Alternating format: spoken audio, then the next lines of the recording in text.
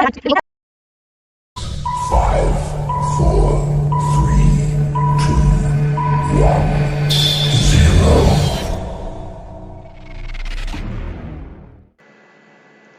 Assalamualaikum warahmatullahi wabarakatuh. Di sini kami akan mempresentasikan mengenai kerjasama ekonomi internasional dan sebelumnya kami akan memperkenalkan diri kami sendiri. Perkenalkan, nama saya Dina Diana Damayanti dari kelas 11 IPS 1. Perkenalkan, nama saya Mariani Maulidina dari kelas 11 IPS 1. Perkenalkan, nama saya Tiara Ayu Lestari dari kelas 11 IPS 1. Nah, untuk yang pertama, kita akan membahas tentang pengertian kerjasama ekonomi internasional. Kerjasama ekonomi internasional merupakan suatu kerjasama dalam bidang ekonomi yang dilakukan oleh suatu negara dengan negara lain yang saling menguntungkan.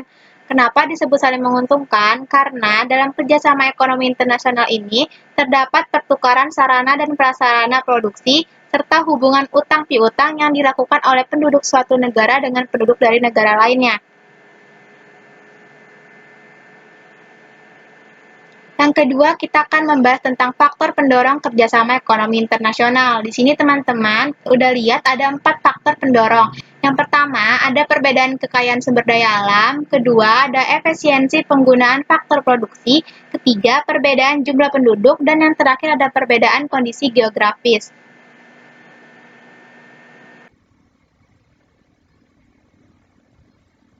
Nah, untuk yang selanjutnya, kita akan membahas tujuan kerjasama ekonomi internasional. Di sini ada 8 tujuan. Yang pertama ada membebaskan kemiskinan dan kelaparan.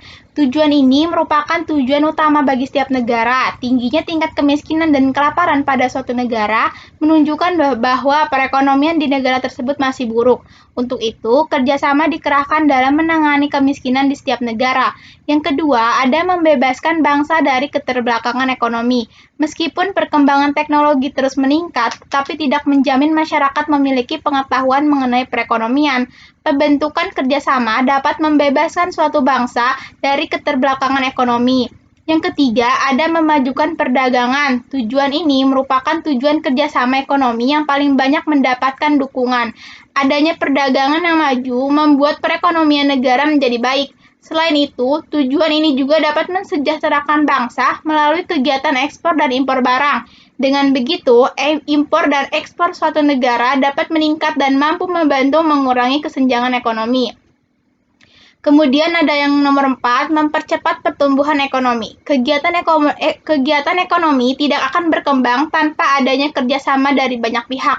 Kerjasama ekonomi internasional merupakan salah satu cara untuk mempercepat perekonomian. Ekonomi bangsa akan tumbuh dan dapat menyelesaikan masalah ekonomi di negara tersebut. Kemudian nomor 5, ada menstabilkan negara di berbagai bidang seperti bidang ekonomi, politik, sosial budaya, serta pertahanan dan keamanan.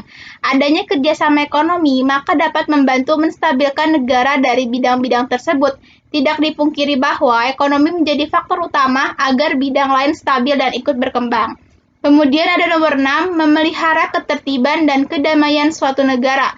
Setiap negara tentu saja membutuhkan keamanan dan kedamaian. Hal inilah yang menjadi tujuan diadakannya kerjasama ekonomi internasional. Dengan perekonomian negara satu dengan negara lain baik, maka kedamaian negara juga terjamin. Kemudian nomor 7 ada mempererat tali persaudaraan antar negara. Adanya kerjasama antar negara tentu saja membuat tali persaudaraan terjalin dengan baik. Selain dapat menyelesaikan berbagai masalah ekonomi di negara masing-masing, kerjasama internasional juga dapat mempererat persaudaraan. Kemudian yang terakhir ada mempercepat pembangunan nasional. Kerjasama ekonomi juga membantu mempercepat pembangunan pada suatu negara.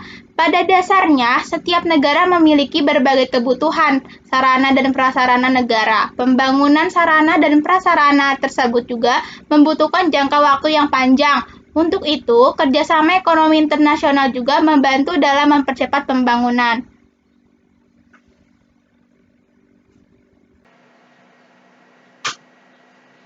Untuk selanjutnya kita masuk ke manfaat kerjasama ekonomi internasional.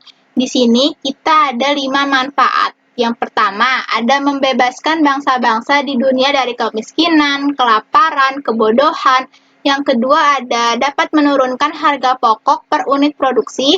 Yang ketiga, masuknya investasi asing dan memajukan perdagangan. Yang keempat, memajukan pembangunan di negara-negara yang berkembang seperti di negara kita, di negara Indonesia. Yang kelima, membebaskan bangsa dari keterbelakangan ekonomi dan memperluas kesempatan kerja.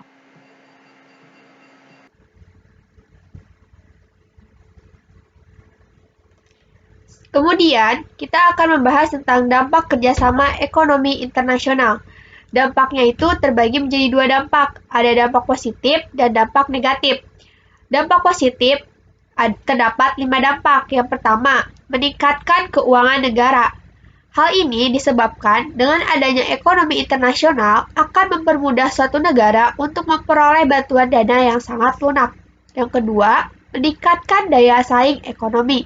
Persaingan yang sehat dapat dilakukan dengan mendorong negara-negara anggota untuk memproduksi barang yang mampu bersaing dengan negara lainnya.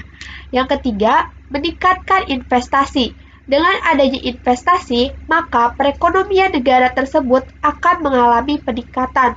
Yang keempat, menambah devisa negara. Semakin luas pasar, maka semakin banyak devisa yang didapatkan. Yang terakhir, yang kelima, memperkuat posisi perdagangan. Dengan membuat aturan-aturan yang menguntungkan negara anggotanya, dengan aturan-aturan tersebut, maka posisi anggota akan kuat.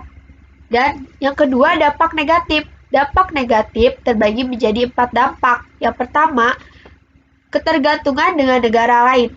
Dengan kita tergantung pada bantuan lain, kita tidak dapat mengembangkan pembangunan dengan baik. Yang kedua, intervensi asing terhadap kebijakan ekonomi suatu negara. Dengan kita ketergantungan kepada negara lain, kita akan membuka peluang untuk negara tersebut mempengaruhi kebijakan ekonomi negara yang bersangkutan. Hal ini akan menyebabkan banyak timbulnya kebijakan yang menyengsarakan rakyat. Yang ketiga, masuknya tenaga kerja asing ke dalam negeri. Dengan masuknya tenaga kerja asing ke dalam negeri, akan menyebabkan banyak tenaga kerja dalam negeri tersingkir tenaga kerja asing.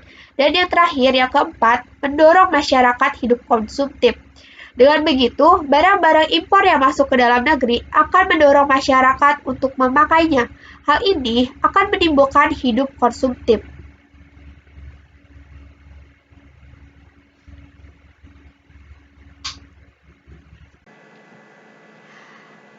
Kemudian, ada bentuk dan lembaga kerjasama ekonomi internasional.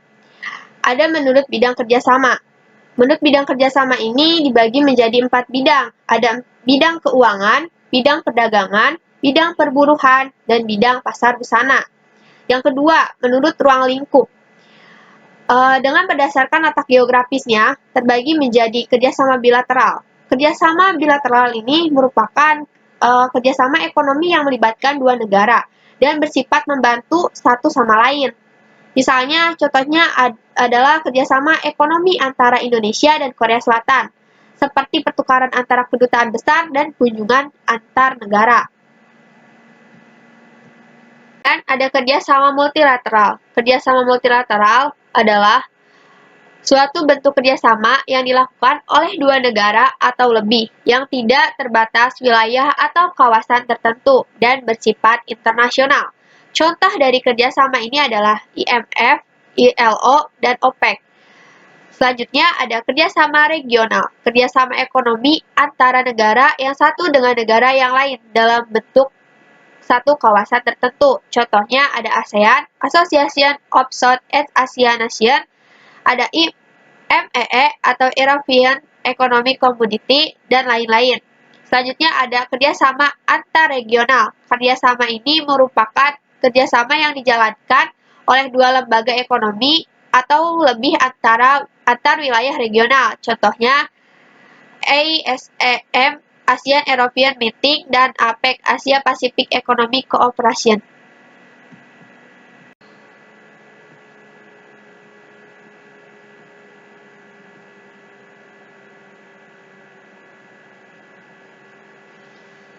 Dan yang selanjutnya, kerjasama ekonomi internasional. Kerjasama ekonomi internasional merupakan kerjasama ekonomi antar negara yang diikuti oleh negara dari berbagai belahan dunia. Contohnya adalah World Bank, atau yang berbeda kawasan, dan WTO atau World Trade Organization. Dan yang terakhir, lembaga-lembaga kerjasama ekonomi internasional. Yang pertama ada PBB atau yang lebih kita kenal Perserikatan Bangsa-Bangsa. PBB adalah organisasi internasional yang dianggap sebagai induk organisasi internasional lainnya, yang didirikan pada tanggal 24 Oktober 1945 yang ditandai dengan penandatanganan Piagam PBB di San Francisco. Dan berikut ini merupakan organisasi dan badan yang di bawah naungan PBB. Yang pertama ada UNICEF, yang dalam bahasa Inggrisnya disebut United Nations Children Fund. Organisasi ini bergerak di bidang kesejahteraan anak di dunia. Dan yang kedua ada IMF atau International Monetary Fund. Organisasi ini bergerak di bidang ekonomi yang memberikan bantuan keuangan bagi negara-negara yang membutuhkan berupa pinjaman. Dan yang ketiga ada WHO atau World Health Organization. Organisasi ini bergerak di bidang kesehatan yang berkontribusi untuk melawan dan menekan penyakit-penyakit. Dan yang keempat ada WTO atau World Trade Organization, dan yang kelima ada UNDP atau United Nations Development Program.